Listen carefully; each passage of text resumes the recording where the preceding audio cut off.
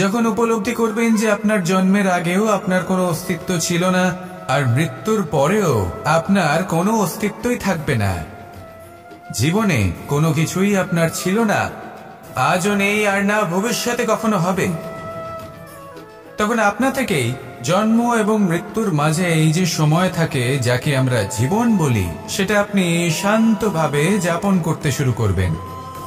সেই জন্য জীবনে কখনোই অহংকার করবেন না, শুধু শুরু এবং শেষের কথা মনে রাখবেন। তাহলে আজকের এই বর্তমান শান্তিপূর্বক প্রসন্ন চিত্তে যাপন করতে পারবেন। মন্দিরে যখনই আপনি যান, সেখানে অবস্থিত প্রতিমার চরণ স্পর্শ করেন। যখন শিবলিঙ্গের অভিষেক করেন, তখন স্বয়ং নিজে হাতে দুধ এবং জল দিয়ে তা ধৌত করেন, তার প্রক্ষালন করেন। কিন্তু এর পেছনে কোনো অন্ধবিশ্বাস নেই।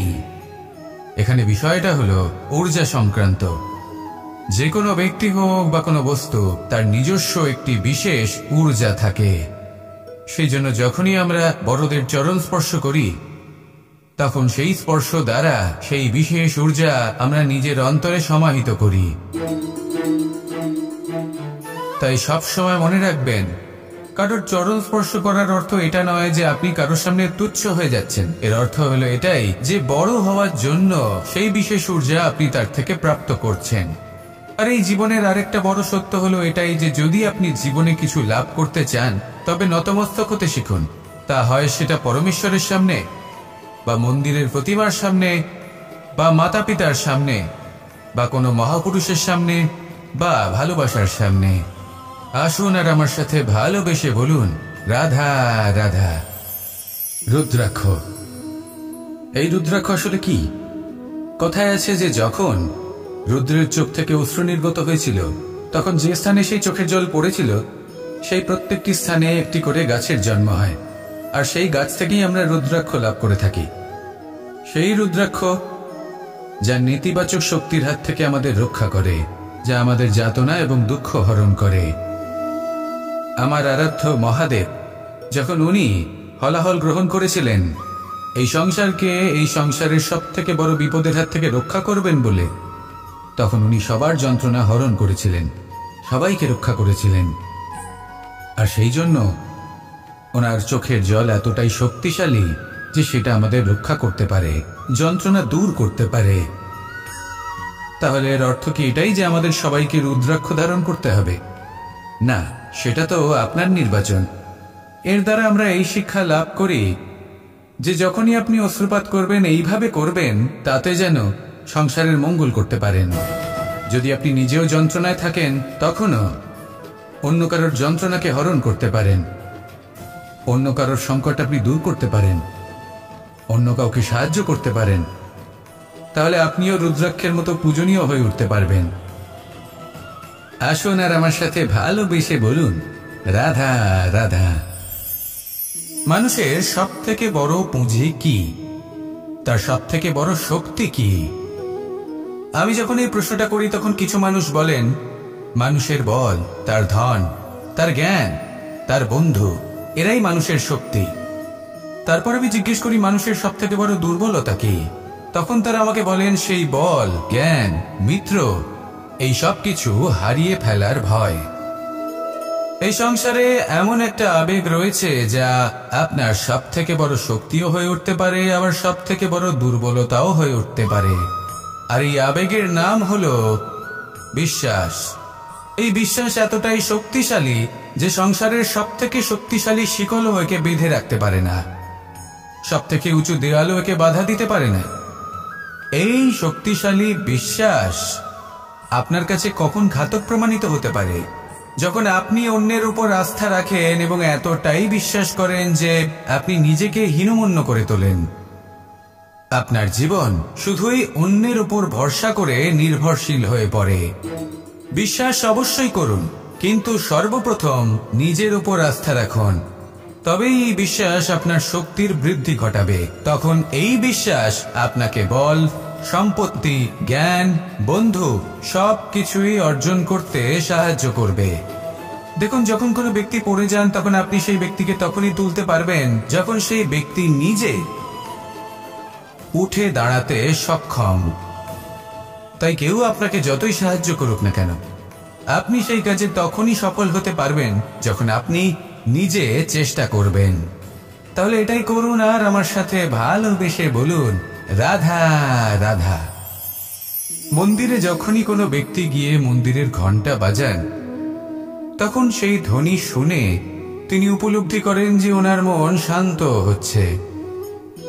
কিন্তু যদি উনি এই ঘন্টা না বাজান তাহলে কিন্তু কোনো স্বর উৎপন্ন হবে না। যখন সেটা স্থির থাকে তখন কোনো স্বর উৎপন্ন হয় না। যখন আমরা তাকে আন্দোলিত করি তখন তার অনুনাদ ঘটায়, ক্রমে অনুরণন ঘটে, আর তারপর এমন ধ্বনি উৎপন্ন হয় যা আমাদের আত্মা পর্যন্ত পৌঁছয় আর মনকে শান্ত করে দেয়। এর থেকে আমরা কি শিক্ষা পাই?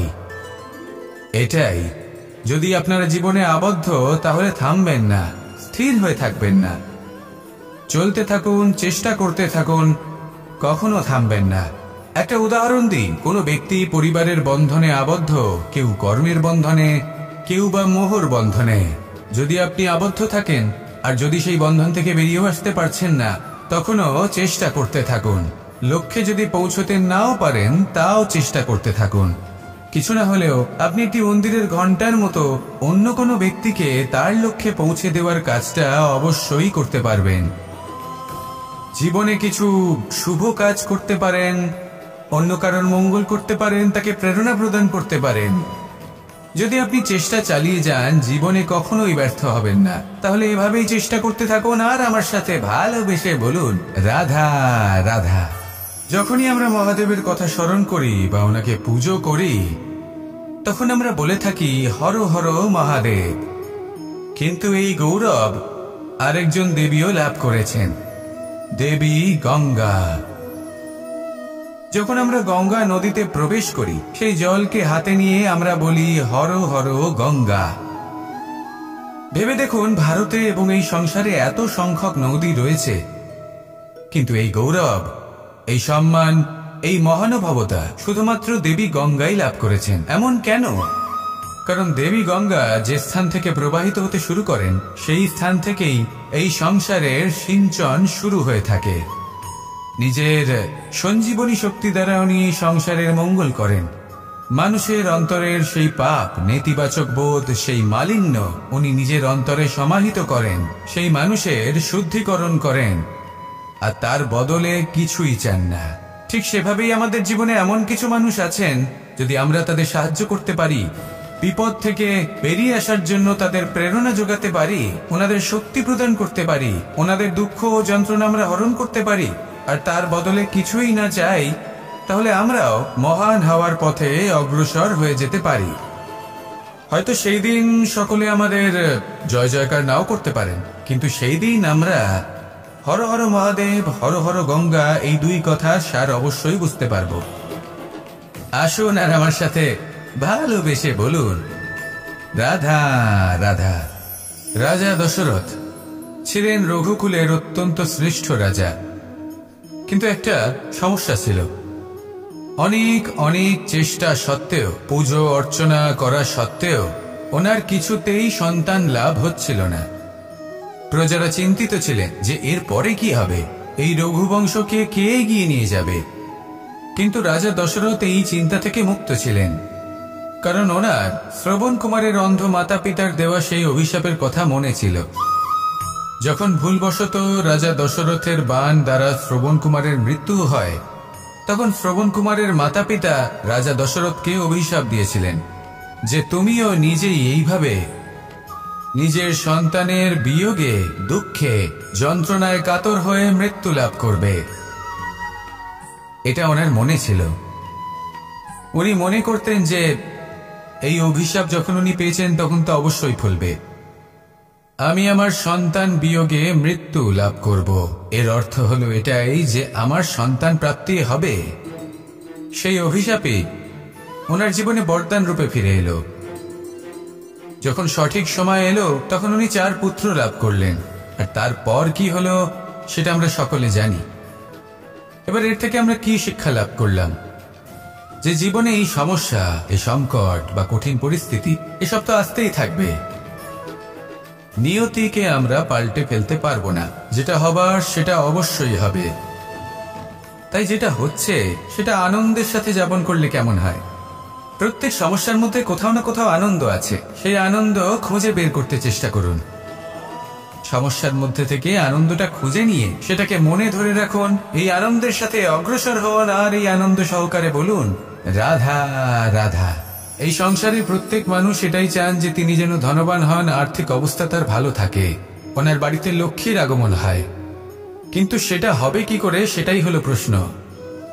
কেউ বলেন যে যদি পরিশ্রম করো তাহলে ধন অর্জন সম্ভব, কেউ বলেন যে যদি বিদ্যা লাভ হয় তবেই ধন অর্জন সম্ভব, কেউ বলেন যে যদি বলশালী হও তবেই সম্পন্ন থাকবে।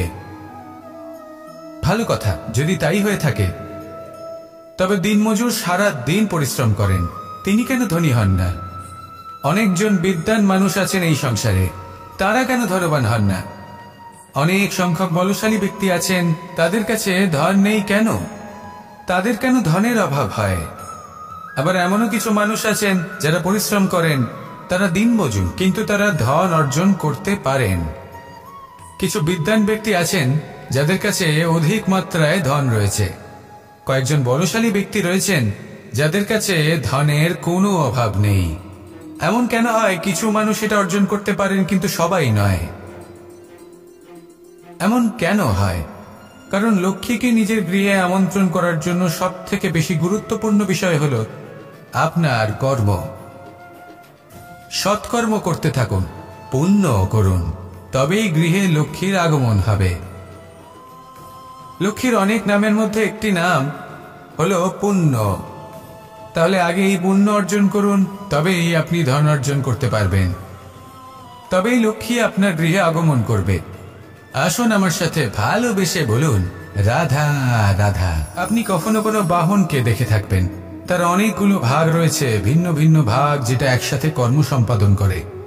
তা সে চাকা হোক বা যন্ত্র হোক, বা সেই বাহন নিয়ন্ত্রণকারী ব্যক্তি আদি ইত্যাদি। সবাই নিজের ক্ষমতা অনুসারে, নিজের স্বভাব অনুসারে নিজের কর্ম করেন। কিন্তু যখন কথা ওঠে বাহনের অগ্রসর হওয়ার, পথ চলার, তখন তার মূল অর্থ যেটা আমরা বুঝি সেটা হলো চাকা। এবার এমন ঠিক কেন হয়?